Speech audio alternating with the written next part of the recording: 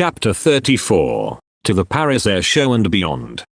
It was on the 8th of April, 1975, when I left Hamilton on this historic flight. It was to be the one and only time a New Zealand designed and manufactured aircraft had appeared at the internationally acclaimed Paris Air Show. It was also the furthest distance that any aircraft had ever flown to take part in the show, a fact seized upon by the French media, when I eventually arrived at Le Bourget for the event. I flew up to Ardmore to spend the night, prior to leaving Auckland Airport for Norfolk Island the next morning. Auckland Aero Club kindly offered to provide overnight hangarage, and a large number of people showed considerable interest in DGY when I arrived at Ardmore. Apart from the usual markings of the international registration, DGY had its Paris Air Show display number 001 and the company name painted on the side. As a touch of comfort, I had New Zealand sheepskin seat covers on the seats.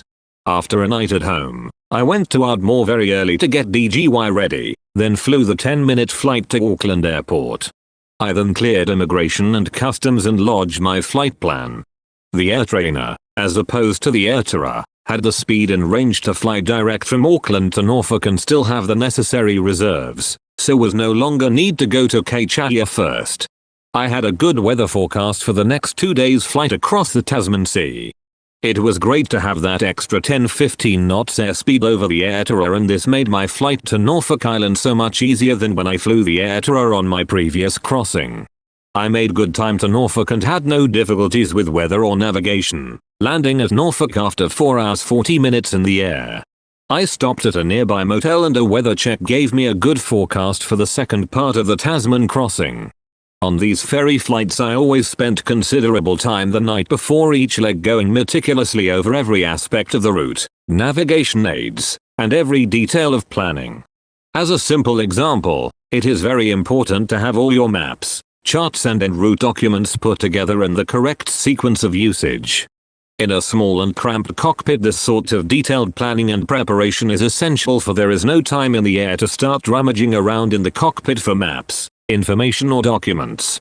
Everything must be in place and one's refreshment and food must be carefully organized as well. The aircraft has to be flown manually and that also has to be taken into account. I used to draw up a sheet of all the essential information for each leg, then have it written on the flight log or pinned to a clipboard placed handy for each reference. I also planned exactly what I would eat and drink and precisely when. Personal discipline is also essential on this type of ferry flying. The second day out I had a good tailwind all the way from Norfolk to Brisbane, making the excellent time over the 780 nautical miles of the only precisely 6 hours. So I had successfully made my second crossing of the Tasman Sea in a single-engined aircraft. By coincidence, I stayed at a motel near Brisbane Airport in a district called Hamilton. The third day was a long one with an early first light starts from Brisbane to Mount Isa, after which I took off for Katherine, 100 miles south of Darwin. As a result of the devastating hurricane of Christmas 1974, I could not overnight in Darwin as there were no hotels available. Consequently, I night stopped at Katherine when flew up to Darwin on the next day to clear customs, sitting off immediately for Bali, after the formalities were completed. I duly flew into Katherine as dusk approached. The field was deserted, but there was a phone in a box from which one could phone for a refilling tanker. The tanker eventually came and I got fueled up for the flight to Darwin the next day. The tanker driver gave me a lift into Katherine and dropped me at a hotel. It was quite a comfortable place for such a small town and they served good food. The waitress who served me with dinner turned out to be a Kiwi who, coincidentally, came from Manuwa and lived not far from my home. We had a good chat. I got off at first light from Katherine the next day and the flight to Darwin took an hour, extended a little by my having a look at the awful damage inflicted by the hurricane. The airport had received considerable damage, which was still very evident, by the wrecked aircraft still lying around, plus a lot of yet unrepaired buildings. One quite amazing sight was in the main terminal building where they were just removing the old roof. The floor was several inches deep in insects, previously housed in the roof. It was a horrible sight, and as you walked along there was the crunching noise of all these insects. I quickly got the formalities completed, also receiving a satisfactory forecast for the trip across the Timor Sea and on to Bali. I was extremely lucky so far, enjoying good weather and tailwinds. Therefore my flight to Bali from Darwin was fast, taking only 6.5 hours to cover the 903 nautical miles. I stayed at the nearby Kuta Beach Hotel close to the Bali airport. The next day was another long haul, with the flight to Singapore taking 8 hours in a bit of a mixture of weathers. There were the regular thunderstorms around Singapore when I flew into Seletar Airport, where a message awaited me from Group Captain Jeff Wallingford, the New Zealand defense advisor to the Singapore government. He invited me to stay at his home. Jeff had been at the OC flying at R.A.A.F Wigram during time on reserve training periods. I settled the aircraft and got a taxi to his home, and he arrived from an engagement soon afterwards. Jeff and arranged a series of demonstration flights with the Singapore Air Force the next afternoon. I flew the demos, and one of the officers that flew with me had done his early training with the Singapore Flying Club when I was an instructor there.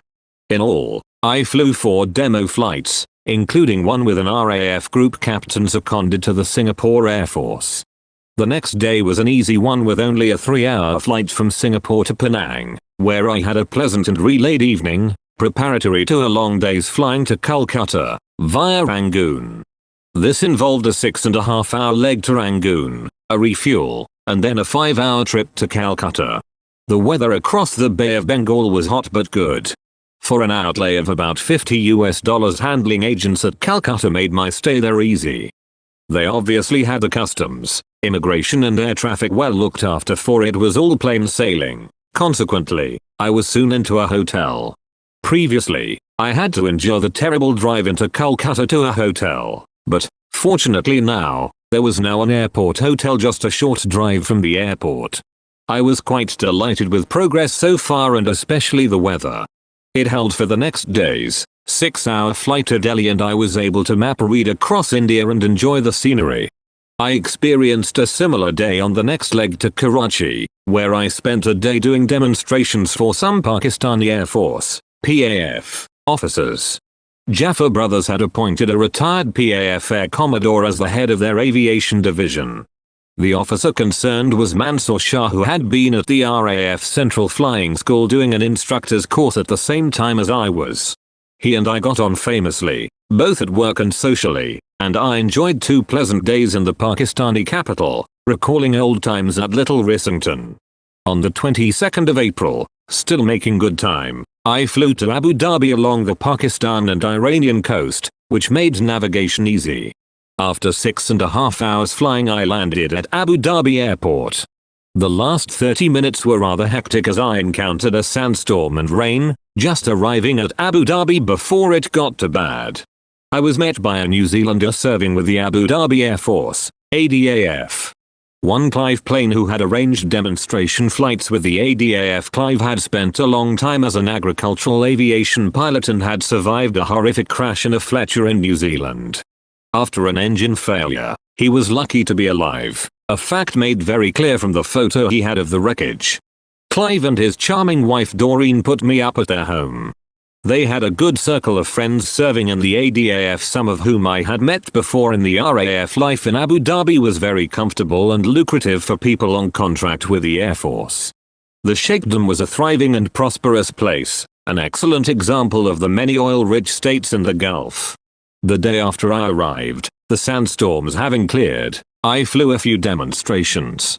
One of which was with a Pakistani Air Force Air Commodore on secondment to the ADAF. On the 26th of April I flew up to Baghdad, which took 7 hours flying all the way up the Gulf and over the territory, covering Kuwait and southern Iraq, an area to be the scene of the Gulf War in 1991. It is an interesting route to fly, with all its oil wells, never-ending stream of tankers, and also over the places so familiar in biblical history. It was stinking hot when I arrived in Baghdad, and it was like opening the oven door when I raised the aircraft canopy on the ground at Baghdad Airport in a temperature of 50 degrees centigrade. I spent 2 nights in Baghdad, with one day discussing current progress on the Fletchers with Alain. The next leg involved flying at 10,000 feet across the Iraqi and Syrian desert to Damascus. The Syrians insisted on my landing at Damascus just as a formality, for I did not even need refueling. But my intended destination was Beirut for the next night stop. On approaching Damascus, I passed over a decoy airfield made to look real with mock guns and gun pits and a dummy runway. After a short stop to clear Damascus, I flew a 1-hour flight into Lebanon, climbing to 9,000 feet to clear the mountains before dropping straight down into Beirut. In 1975, Beirut was peaceful and an excellent place to stop over, with fine hotels, a wide choice of food and entertainment, and still worthy of its name, Paris of the Middle East. There were, however, signs of trouble just emerging, for an English teacher had been murdered by terrorists a few days earlier. It was not long after my visit that events turned tragically bad in Lebanon and stayed that way until recently. My good fortune over the weather came to an abrupt end on flying from Beirut to Athens. I chose a flight level which on the forecast should have kept me in the clear of cloud and between two cloud layers. I was flying an instrument flight plan on an airways route to Athens via Cyprus. That cloud got thicker as I approached Cyprus, and worse still, I started to ice up. The icing got really bad and I found that I could no longer maintain height due to the extra weight from the ice affecting the airflow over the wings. This was of real concern as Cyprus has the 6,000 feet high Troodos Mountains. At the time I was in contact with Limassol Control and asked for assistance so that I could let down out at sea. They advised me that they had no radar working, so I really began to worry. They then asked me to call R.A.A.F Akrotiri, who had radar. The icing had now reached alarming proportions, with the canopy completely covered in ice. I was very concerned that the ice might affect my radio and navigation aerials, but fortunately I was able to keep in contact. It was with considerable relief that when I called Akrotiri, they came in loud and clear. They told me to fly a 30-degree change of heading for identification and then confirmed they had me on radar. I was given an immediate course out over the sea and clearance for descent out of the clouds and the icing range. The cloud began to break and the icing started to clear as well, and I was mighty relieved when I saw the sea through the clouds. It was the 29th of April, our 33rd wedding anniversary, and I reckoned that this was one hell of a way to spend it, by nearly getting the chop over Cyprus. Akrotiri gave me a course to fly overhead and asked me where I was going. I told them I was bound for Athens and then, eventually, to the Paris Air Show. They said they would go off air for a few minutes so that they could come out of the radar building and see me fly over. I flew across at 500 feet and just afterwards they called me again, saying that they thought Kiwis couldn't fly. I thanked them for their assistance and told them that this Kiwi was still flying, thanks to them. Due to the dispute between Turkey and Greece over Cyprus, the Greek islands were a restricted defense zone. This meant that I had to fly the whole route from Akrotiri to Athens over the sea. No lovely flight along the Greek islands this time. Finally, I arrived in Athens after a 7-hour flight. Air Vice Marshal Strategicus met me at Athens and took me out to dinner that evening. The next day I flew on to Rome, where I was to have a few days break and stay with my niece and her husband, who were based in Italy. The flight from Athens had taken just over 5 hours when I touched down at Fiumicino Airport. The weather had been good, which had enabled me for a second time to fly at about 2,000 feet across Italy and up the coast to Rome. The airport was heavily guarded by soldiers, a regular feature at this time, due to all the terrorist activities. My niece, Mitzi Tyrell, met me, and after I had settled the aircraft down she took me to lunch and showed me a bit of Rome. I had, as readers will recall, visited there before in 1952 when I was based in Trieste. Mitzi and her husband Brian had a lovely apartment close to the center of the city. He was the Total Oil Company representative for Southern Europe and North Africa. I spent a pleasant 4 days, including the weekend, relaxing and seeing parts of Rome, off the normal tourist track. Mitzi and Brian both spoke fluent Italian and, having spent over 2 years in Italy, knew their way around. It was a very pleasant break and I was well refreshed for the final leg to Cannes, Paris and to Bournemouth, in UK, my final destination. The weather was poor on the morning of the 6th of May and it looked as if I could be delayed further. Fortunately the weather cleared enough for me to get to Cannes, a flight of only 2.5 hours, but I still had bad weather en route. So I had to coast crawl at 500 feet around Sardinia. My luck held and Cannes was beautifully clear as I approached the lovely scenery of the Côte d'Azur. After the formalities were concluded, I refueled and bedded the aircraft down for the night, then booked into the hotel that I had stayed at on my previous visit. I phoned Mr. Fernandez, the ski pilot, but he was out of town. Mrs. Fernandez answered and said she would call at my hotel. I invited her to have dinner with me, to reciprocate their previous hospitality. She picked me up later and drove me to Nice again, choosing to dine at a lovely French restaurant, with superb food. I was brought up to date with the progress on the skis they were making for various aircraft, including the Britten-Norman Islanders ordered by Mount Cook Airlines of Christchurch, New Zealand. We then went to a local disco and danced for a while before she took me back to my hotel. The next morning I set off for Paris with a rather mixed weather forecast, making it necessary to fly the Airways route to Paris and Le Bourget Airport, the venue for Paris air shows. It was mandatory to have a visual omnidirectional (VOR) radio to fly European airway routes at that time, and the CT4 had this, plus the radio compass. A welcome addition after my earlier ferrying of the Air Tour with only the radio compass. I encountered a lot of patchy cloud along the Rhone Valley, but with breaks here and there, enough to let me see some of the turning points on the airway, and establish positive visual identification. As I neared Paris, the clouds thickened and I flew through some heavy showers. Once again, at a height of 8,000 feet, I began to ice up rather severely. I called Paris Control and, as I was clear of the high ground, asked for a lower flight level, giving the reason. This proved extremely difficult to achieve, and it wasn't until I advised that due to the degree of icing I could no longer maintain my assigned flight level, that they let me descend to 4,000 feet. The cloud began to break and the ice to clear. For the second time on this trip, I was mighty glad to get out of the heavy icing situation. I followed the beacon route to Le Bourget, and then Paris Control handed me over to the airport control. They directed me on radar from there on, and I landed to a cold, showery and blustery reception. Our liaison officer, for the Paris Air Show project, at the New Zealand Embassy was the Assistant Trade Commissioner, Rod Cumming. I contacted him at the embassy and he came out to meet me. Rod was to prove a tower of strength over the next few months and a great chap to be with. Both he and his wife had been in Paris for a few years and spoke fluent French. He later arranged for the press to come and take photos of me in the aircraft, and since we had come so far to appear at the air show, we were quite a news item. I spent the night in Paris, and over dinner Rod brought me up to date regarding the forthcoming show, now only 4 weeks away. In the meantime, I would have the aircraft at Glossair's airport facility. The Fletcher would soon be arriving and the two aircraft were to be spruced up for flying down to Paris later. It was only a 2-hour flight from Le Bourget to Herne, and I planned to fly visual at low level for the trip and see a bit more of the French countryside on the way. Later, as I flew across the English Channel approaching the Isle of Wight, I encountered low cloud and mist. I advised London Control that I could no longer maintain visual, so they told me to climb to 4,000 feet and turn 30 degrees for identification. They also inquired if I was instrument rated and if the aircraft was instrument flight equipped. On confirmation of these 2 points, they directed me to Herne, handing me over to the airport radar for an instrument approach.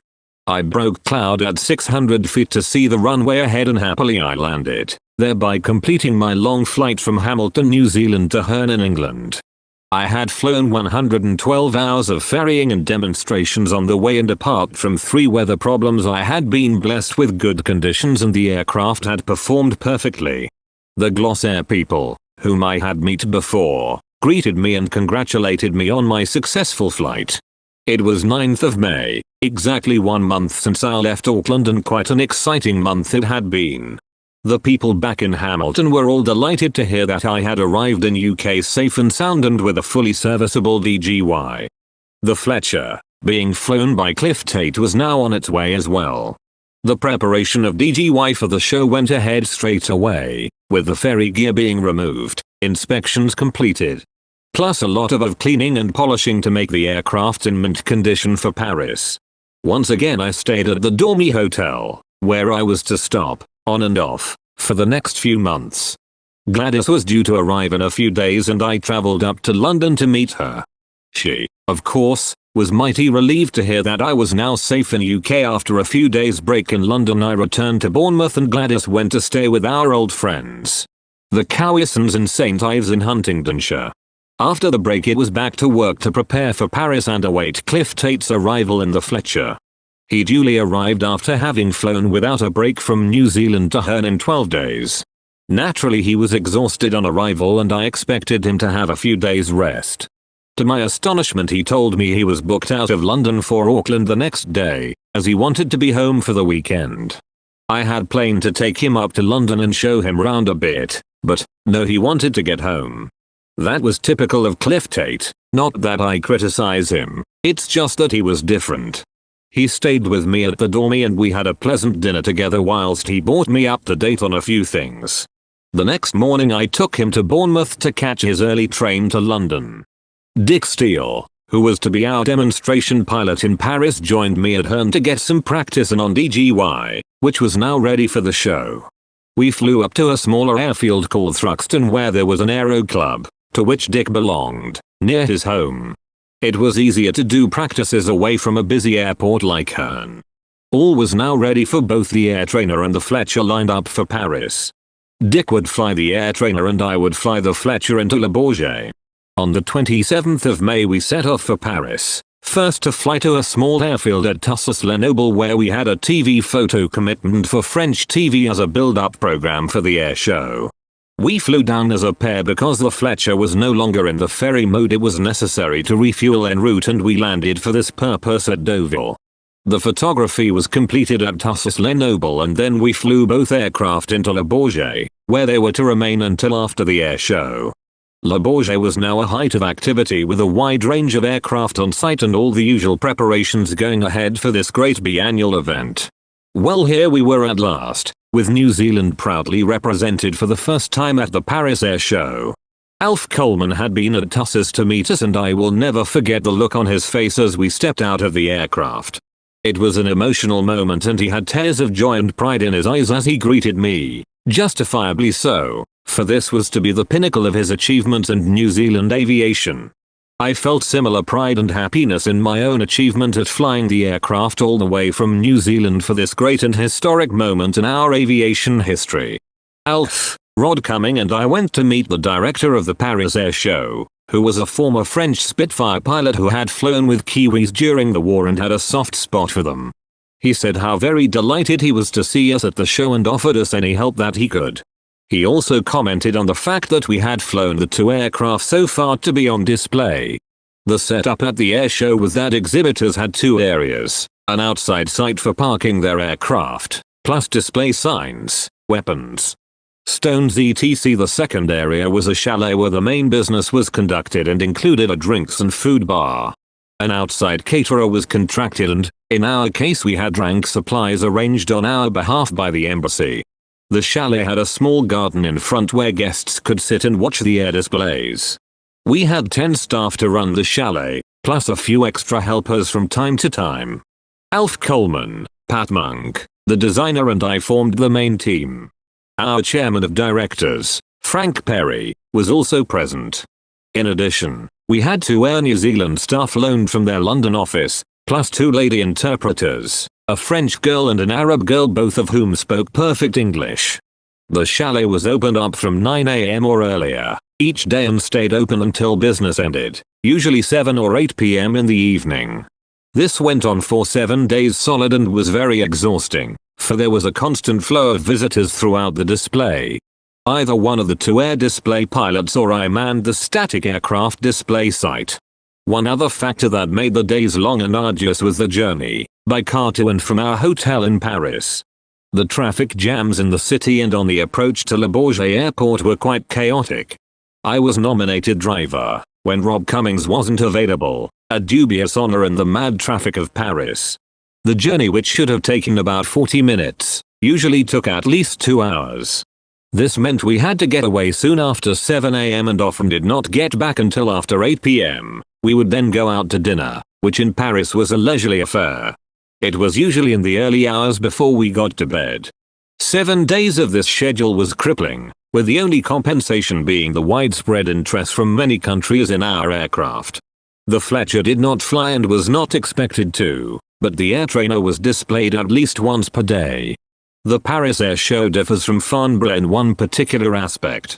At Farnborough there is a fixed daily display period from 2 p.m. until about 5 p.m. Exhibitors book their times the day before, but there are certain block times for major and more spectacular displays at around lunchtime.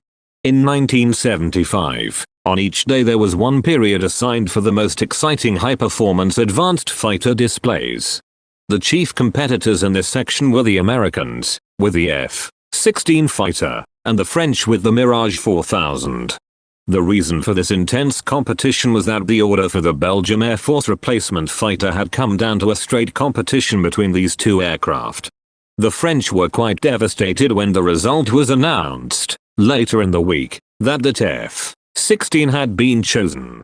It was for an order of 300 aircraft, which was also expected to influence other NATO countries to choose the aircraft the Belgians chose for reasons of standardization. However, this spectacular stuff was well out of our league, with our modest CT-4 and Fletcher.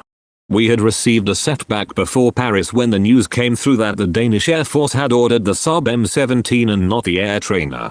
It was a bitter blow after what had, unofficially, appeared to be the news previously from the Danes. Apparently, the choice came down to political influences. Despite the fact that the Danish armed forces had, so far as we understood, recommended the air trainer, their government under pressure from their next door neighbor the Swedes, gone for the Saab. This is not unusual when defense orders are being considered. I have known the same thing to happen in the R.A.A.F on replacement aircraft. It was still a blow and the only comfort we got was that ours had been judged the best aircraft, according to our Danish friends and the armed forces. On the opening day of the Paris Air Show, the New Zealand government gave us a well-timed boost. By announcing an order for 13 air trainers for the R.A.A.F, it was at least something to compensate for the loss of the Danish order. A few days into the show a significant sequence of events started. 3 people in civilian clothes came to the entrance of our chalet and I greeted them. They expressed interest in the trainer and I asked them to meet Alf Coleman and Pat Monk. There was something familiar about one of them that I could not quite place. Initially, they said they were from an American company, but, as the discussions progressed, we learned that there was a South African connection. The story they gave us was that they were in Paris to buy basic trainers for a Swiss civilian flying school. Their interest in the CT-4 was very definite and after 3 days of negotiation and a flying demonstration given to one of them it became clear that they were going to order 10 air trainers.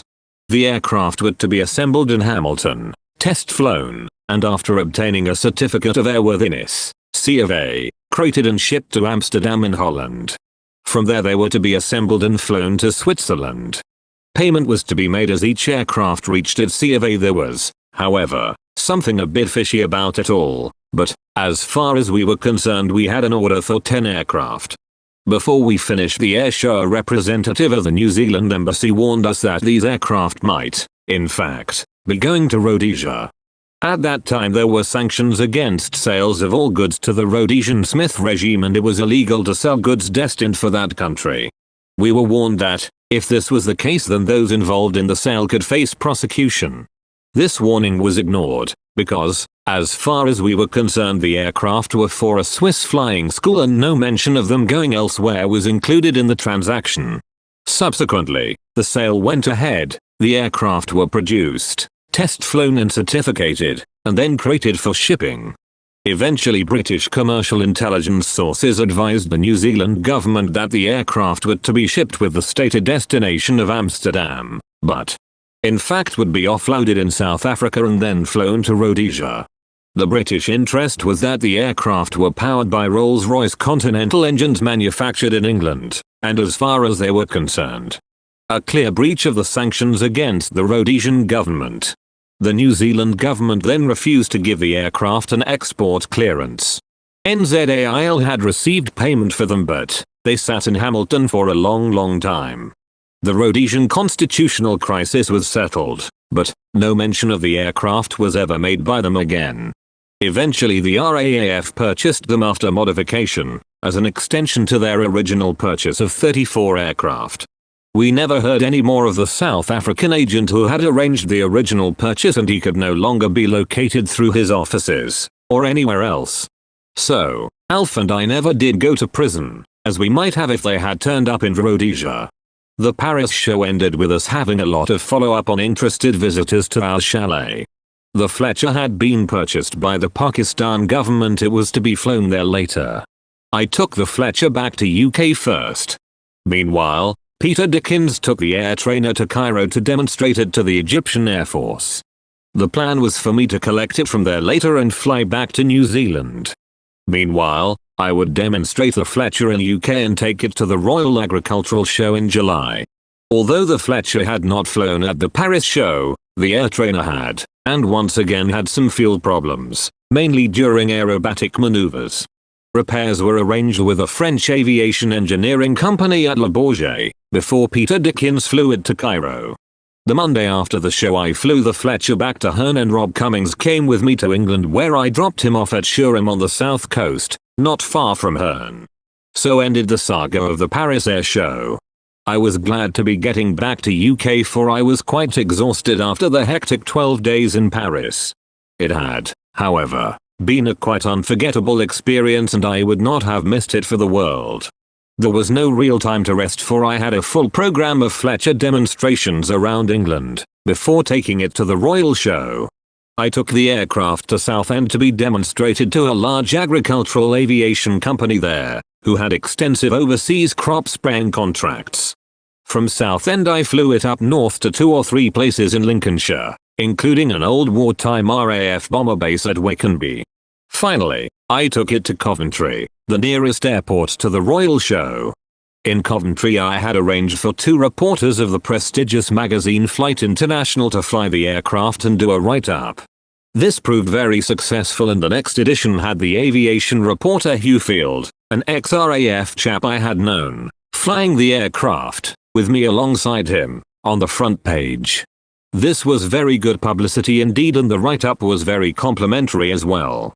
Because there was special interest in the Fletcher having been flown all the way from New Zealand for the Royal Show, the BBC TV also called for a demonstration for a news programme, which I duly obliged by doing. The original idea was to fly the aircraft from Coventry and into the show grounds. Unfortunately, whilst this had been possible in the past, the erection of permanent buildings and other constructions on the site had made it impossible to fly in. We ended up having to get an aviation engineering company at Coventry to dismantle the aircraft so that it could be transported in by articulated truck. It turned out to be a quite dramatic exercise, as the road route into the showgrounds wound through a number quite narrow country lanes. We had to get a traffic police escort to get it into and out of the show. After it was transported back to Coventry it had to be reassembled to become airworthy again. Inside the showground it had to be assembled for static display and assembled again for the return trip on the truck. It was all very tedious indeed. The Fletcher was, however, a prime exhibit and was the only aircraft on display in the show, thereby a point of great interest to the thousands who attended. It was situated in pride of place at the main entrance of the New Zealand pavilion and looked really good. Each day a member of the royal family graced the show with their presence and the highlight for New Zealand and for me was when HRH Prince Charles visited the New Zealand pavilion. He spent 15 minutes with me looking over and discussing the Fletcher. He has always been a keen pilot himself, but he expressed amazement when I told him that the aircraft Ag Hopper could hold 300 gallons of aviation fuel and with that plus the normal fuel supply the aircraft had an airborne endurance of 24 hours. Not for me, he told me with a laugh. It was a very proud moment in my life and I found him very easy to talk with and a most impressive person in every way. I had a lovely photo taken with him which is pride of place in my home. The New Zealand High Commissioner, Mr. Hugh Watt, was also present during the visit of HRH during the show. The New Zealand party ably led by the UK Trade Commissioner Miss Frances Lee. All stayed in a very pleasant hotel in Stratford-upon-Avon, where Gladys jointed us for the period of the show. It was a great week, both in the interest shown in the Fletcher and the superb weather throughout. After the show ended and we went through the drama of getting the Fletcher back to Coventry Airport and reassembled, I flew it back to Herne Airport. One thing I enjoy about flying light aircraft around UK was the excellent navigation assistance one could get from the extensive radar network. As an example, I flew from Coventry to Herne, entirely under radar guidance. They picked me up immediately after takeoff from Coventry and gave me headings to steer and heights to fly all the way. They also told me my position in relation to nearby towns and airfields en route. In addition, they gave me details of conflicting traffic by clock reference and distance. It made it so easy, and eventually they handed me over to Herne radar approach control, after which I landed safely. My time in England was coming to a close as I returned to Herne for the last time. The Fletcher was to be flown to Karachi by a very experienced New Zealand agricultural pilot, John Ricker. I drove up to meet him at London Airport and brought him back to Herne. I found John a delightful person and we spent a very enjoyable few days together. He loved the trips out to local country pubs and I found him excellent company. Before John flew to Karachi, we were to go together to France, where a demonstration had been arranged for a French agricultural aviation operator at Chartres. John Ricker and I flew down to France, night stopping at Cherbourg, due to bad weather en route. The next day we flew into Chartres, where John did the demonstration. He then left for Karachi and I was driven to Paris by one of the New Zealand embassy staff. John was to introduce the Fletcher to the Pakistan plant protection pilots. On the way back to Paris I did get a chance to look over the beautiful Chartres Cathedral with its superb stained glass windows. I spent a night in Paris and dined with Rod Cummings before flying Civil Airline back to London. Later I had a few days off and stayed with Grady's at my sister's home in Hampton Village near Hampton Court. My time had ended in UK and I now had to take a civil flight to Cairo to collect the air trainer. The CT-4 was parked at the Egyptian Air Force base at Embaba, just outside Cairo. Our Egyptian agent met me and took me into Cairo to stay the night. The next morning he took me to Embaba, to meet the Egyptian Air Force people who had been looking after the aircraft. We did have to change an unserviceable instrument first, and this I did with the help from an Egyptian Air Force engineer. I then flew the aircraft to Cairo airport and prepared to leave the next day for Beirut. If I had been able to fly direct from Cairo to Beirut it would have only taken a couple of hours. However, to do this would have meant flying through Israel and over the recent area of conflict. Neither country would permit such a flight. This meant that I had to fly west from Cairo along the Egyptian coast, across to Cyprus and then over the Mediterranean Sea again into Beirut. The flight took just over 5 hours, instead of the direct flight of 2 hours. I spent the night in Beirut, which was always, at that time anyway, both pleasant and easy to stage through. As I mentioned before, Beirut was about to come apart. It was such a lovely place before, with first-class hotels and marvelous restaurants and entertainment. It was all very tragic to see the way it went over the next 15 years or more. My next stop was Baghdad, and fortunately, this time the Syrians allowed me to overfly Damascus. Baghdad in July is, to put it mildly, very hot indeed, with daytime temperatures around 50 degrees centigrade. As I descended from 11,000 feet and got down to around 5,000 feet I could feel the heat even at that height. It was early afternoon when I landed and the tarmac temperature was reflecting the intense heat even more. Elaine met me and I soon got the aircraft refueled and locked up. Fortunately, I had a cover to put over the canopy to ward off some of the heat. I was very pleased indeed to get to the hotel and into air conditioning and later have a swim in the hotel pool. I spent 2 days in Baghdad visiting the plant protection department and seeing their first Fletchers. My next stop was Bahrain, and that would prove equally hot and also disastrous as well. I landed and as I taxied in I put the canopy onto its first stop, which was meant to keep it slightly open and allow a cool flow of air into the cockpit. Unfortunately, a sudden gust of wind blew it right off its first stop and bent it right back, thereby causing quite a lot of damage to the canopy framework. I sought assistance from the engineers at Gulf Air and their chief engineer, who was most helpful. However, the repairs took 8 days and I had nothing to do except hang around Bahrain. Fortunately, there were a lot of British people, many of them ex-service, and they looked after me very well. The chief engineer and his wife were particularly hospitable and took me around with them whenever possible. They had a relative living in New Zealand and had been given a lot of hospitality when they had visited. They said my predicament gave them a chance to reciprocate. Although the canopy was the longest repair, The main battery was found to have packed up and that it took a further 4 days to get a replacement flown out from Hamilton. Eventually, I got away to Karachi via Dubai, where I had to refuel. The Concorde was flying tropical trials at the time, between Bombay and Bahrain, and as I passed 4,000 feet on the climb out of Bahrain, the Concorde requested a descent from 60,000 feet. The flight via Dubai took 8 hours and 10 minutes and it was a long hot day's flying.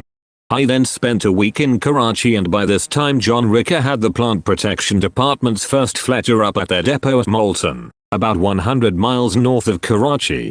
I visited the site and saw how the training of the Pakistani pilots was going. With such a vastly experienced chap as John, it was naturally going smoothly. Whilst in Karachi I assisted with the Fletcher sales and introduction of the aircraft. Eventually, I left on the 28th of August to fly to Delhi, a 6.5-hour flight. As I flew towards Delhi airport I started to get vapor locking in the fuel lines, due to the heat and humidity, causing the engine to splutter. By keeping the fuel pressure pump on high flow I managed to keep the engine going okay. Once again I was to be delayed, not due to unserviceability, but because of a failure for my diplomatic clearance to fly into Rangoon to come through. I ended up spending 9 days in Delhi waiting for this clearance. Unfortunately, there was no other route that I could take without going through Burma. The New Zealand embassy staff were as helpful as they could be, including the High Commissioner, Mr. Aikman himself, who I gave a trip in the air trainer and which he thoroughly enjoyed. I also had lunch one day at his residence. My old friend Gordon Lewis, the former trade commissioner, had, unfortunately, moved on to Tehran. Finally I got out of Delhi to fly to Calcutta and that was no picnic as a monsoon had hit eastern India very badly. There was extensive flooding in the northeastern states and I hit some very bad patches of heavy rain en route to Calcutta, causing me to make large detours to avoid the worst storms. Because of these diversions I took 8 hours to fly to Calcutta. Some of the showers I flew through were the heaviest I have ever encountered. I was glad to get on the ground at Calcutta, where the weather was somewhat clearer. I stayed at the new hotel near the airport and thankfully again avoided the torturous trip in and out of Calcutta. With the help of an efficient handling agent we had found at the airport I was able to get off to an early start the next morning for the flight down to Rangoon. The route down the Burmese coast was quite interesting, but there was always the danger of being shot at by the local insurgents north of the port of R.A.A.F. I kept well clear of the coast for that sector. We had not heard any more from the Burmese so I had no business there and it didn't seem that anything was going to come from the previous visits to Rangoon and Mandalay. So I just stopped the night and enjoyed once more the comfort of the Inner Lake Hotel. The next day was a long haul to Singapore with a refueling stop at Penang. It took over 9 hours and off the Thai coast I hit really heavy monsoon storms, but managed to get around them okay. Some of them were very turbulent with very heavy rain. Happily the weather cleared up to be perfect south of Phuket on the Thai coast. When I got to Seletar in Singapore there was a message to call Hamilton. They asked me to arrange a demonstration for the Royal Malaysian Air Force at their training base at Alor Star, which I had just come past on my way down the Malay coast. I set it all up and spent the weekend in Singapore. On the Monday I flew up to Kuala Lumpur and met the R.A.A.F people to finalize a trip to Alor Star. The next day I flew into the base, did 3 demonstration flights and then flew back to Seletar. Because the R.A.A.F could not provide fuel for a civilian aircraft I had to go into Penang again to refuel before flying down to Singapore. An American aircraft company representative based with the R.A.A.F at Alor Star took the chance of a lift with me. I phoned NZAIL and Alf Coleman agreed that I had been through a tough few months so he arranged for Cliff Tate to come to Singapore to fly the air trainer back to New Zealand. I came home by Air New Zealand. It had been a frustrating flight from UK with all its various delays, so I was very glad to get home. It had taken from the 2nd of August to the 20th of September to get from UK to Singapore. After a few days off in Auckland with Gladys, who had been back from England some time, I returned to Hamilton. Whilst I had been away in UK there had been some rumblings that NZAIL Alf had fallen out with the board over policy decisions. He had been moved somewhat sideways to the dubious post of chief executive with much reduced powers. A general manager had been appointed, a senior engineer from Air New Zealand by the name of Gordon Willits. It was obvious to me that there was a conflict of personalities between the two. Earlier Guy Schultina had also left and gone to work for Fokker in The Hague in Holland. We had met him at the Paris Air Show. Sadly, Guy died of cancer the following year. He was a fine man and I was never happy at being placed over him when I first went to the company, for he had just been pushed aside. On return I carried on my normal work and then took a Grumman Traveller on a tour of the South Island. Another pilot from the company came with me to cover his own specialty in aerochrome plating. I received a message when we were in Dunedin to call the general manager, who told me that R.A.F had been forced to leave and that I was needed back in Hamilton immediately. I left the Traveller for the other pilot to fly home and I took the first domestic flight to Hamilton. My position was unchanged but things were never the same with R.A.F gone. I thought he was treated shabbily, after all he had done to build AESL and the NZAIL to what it was. No one could have achieved for New Zealand aviation what R.A.F had. He was a man who had run his own show and that is how he had succeeded, but he found it impossible to work with the new board of directors and with a general manager in place as well. Subsequently, he was given the NZAIL facility in Sydney as his own company and he left almost at once. The dynamism which R.A.F generated had gone and it was clearly evident. However, I had my job to do and I got on with it and found I could work with Gordon Willits, at least for a time. Christmas 1975 came and went and I spent the next few months in Hamilton, without any trips overseas for a spell. In March I took DGY to the Royal New Zealand Aero Club Air Pageant in Palmerston North. I flew Gordon Willits down and we got Ross Dawson from the Auckland Aero Club to fly the CT4 in the display. Unfortunately, he experienced an engine failure during a practice and force landed, very expertly, in a field just short of the airport. What followed was hilarious, as we had to get the aircraft out of the field through farm gates, over a railway line, then I taxied it down the road to the airport, led by a traffic police car. It was a first for me for sure. Shortly after this we heard that a Fletcher had crashed in Iraq, whilst approaching to land. The Iraqis blamed the fuel system, but tests by NZAIL engineers found this is not proven. The argument dragged on and eventually, the New Zealand government arranged for a RNZAF Hercules to bring the wreckage of the aircraft back to New Zealand. The Hercules was going to Baghdad to carry signal equipment and other goods to set up the New Zealand consulate, about to open in Baghdad. I flew up with the Hercules as liaison between the Iraqis and the RNZAF crew. We flew from Hamilton to R.A.F Tingha in Singapore, night stop then flew on to Colombo. After a second night stop we flew via Sebin Oman and up to Baghdad. Fletcher wreckage was loaded into the Hercules the next day and flown back to New Zealand. Neither NZAIL or the Civil Aviation Department engineers could find any fault with the aircraft. Our view was that the accident was caused by the Iraqi pilot turning steeply at low speed on approach, stalling and crashing, but the Iraqis would not accept this. The other Fletchers remained grounded, for how long I can't recall. After Baghdad, I went on to Karachi to liaise with our agents in the Plant Protection Department in Pakistan. They carried on flying their Fletchers. During my stay in Baghdad this time I had a lot of hanging around to do. Fortunately, there was a very nice group of French people working on a tourist project.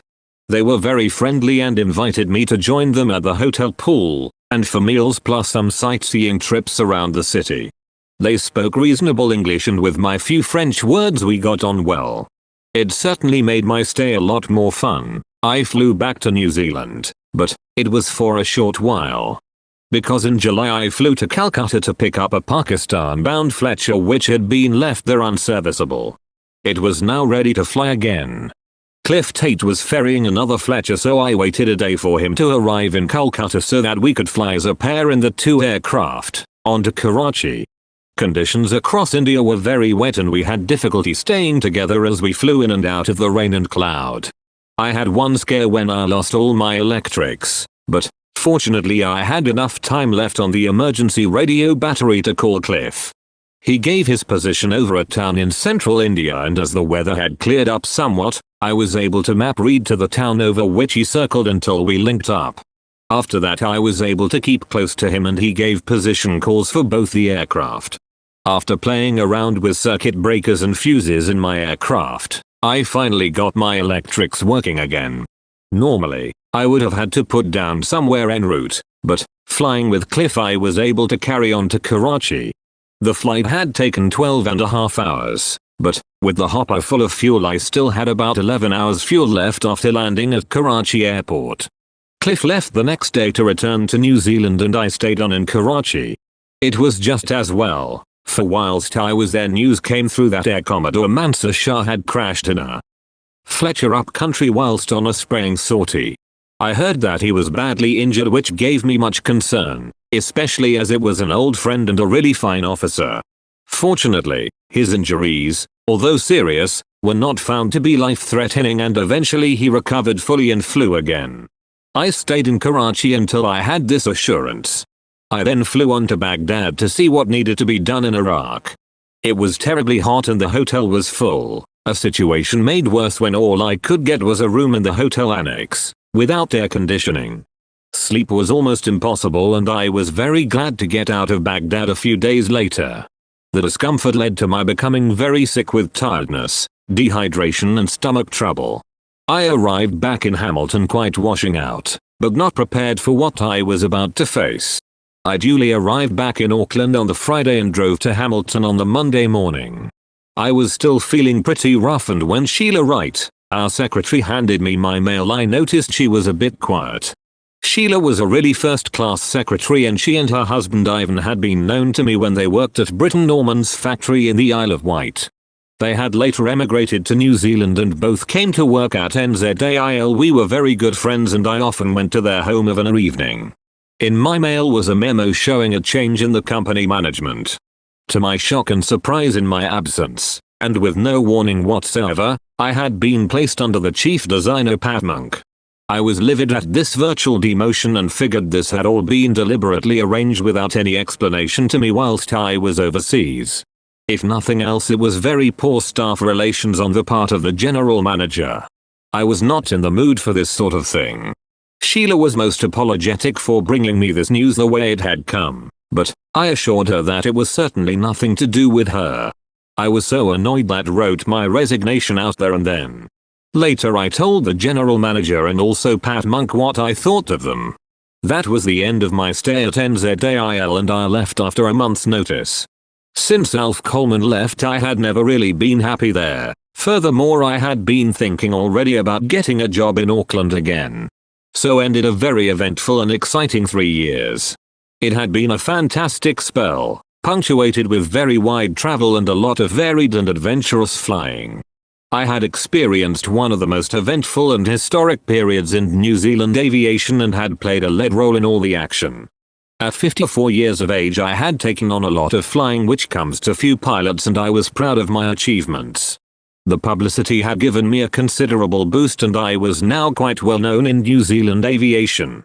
Even now, 18 years later, I am regularly invited to give talks on this period in the history of NZAIL. I contacted my old boss, Air Marshal Rochford Hughes, and told him my news. He was most sympathetic and helpful and immediately set up a meeting with a company in which he was a director, namely Lees Industries. I subsequently met Ted Lees, the founder and chairman of the company. He took me on straight away as group sales manager. I was able to do a lot of flying for the company. In fact, I started at least 2 days after I left NZAIL. One bonus in all this was I would be back at home in Auckland with Gladys and have a more suitable home life. For NZAIL, it was to be their peak as well, for the company gradually shrunk after Alf Coleman left. Without his flair and drive it was never the same. Over the years it has diminished to quite a modest affair and had also changed hands to its present name of Pacific Aerospace.